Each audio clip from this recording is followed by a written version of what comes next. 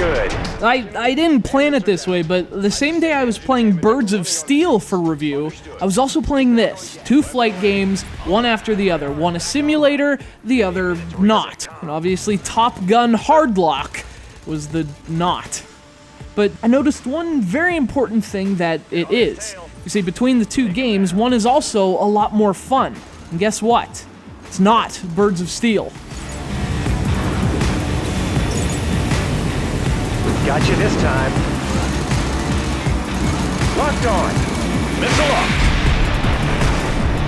If you're not catching on to the reason for this comparison, I'll break it down for you. Yeah, Top Gun Hardlock is a pretty mindless game. It's all about sweaty, explosive American action, and I played it after playing a game that was technically much better, and yet it was Top Gun that had me more engaged. In fact, at the time, it was like an adrenaline shot right to the heart. Does it have a brain? Well, no, but it does have lots and lots of missiles. I got tone. Great shot. Dropped from the danger zone earlier this year, Top Gun Hardlock is a new game based on an old movie. Well, not based on, more like inspired by. Some characters make cameos, new ones interact with them. It's like a sequel of sorts, but the more important thing is that it's basically an arcade dogfighter, and despite all the things blatantly wrong with it, it's also blatantly awesome.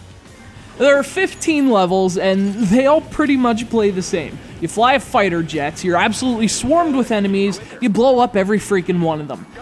Steering your plane is handled arcade style, meaning you just use the left analog stick and show absolutely no regard for physics. The emphasis is solely on the action, which I prefer by miles and miles. Or I guess kilometers, and I don't even know what that is. Nonetheless, you fly around, avoid enemy fire, and try to keep your crosshairs on enemies long enough to lock on and blow them out of the sky. The subtitle Hardlock comes from the game's hardlock system. If you're close enough, you can enter this zoomed-in mode in which flight is automatic, and it's your job to just keep the enemy targeted and shoot them down. But you have to stay on them to keep the lock on, and occasionally you get these button prompts that you have to perform to counter a flight maneuver or avoid a missile, and the better you do at that, the bigger your target.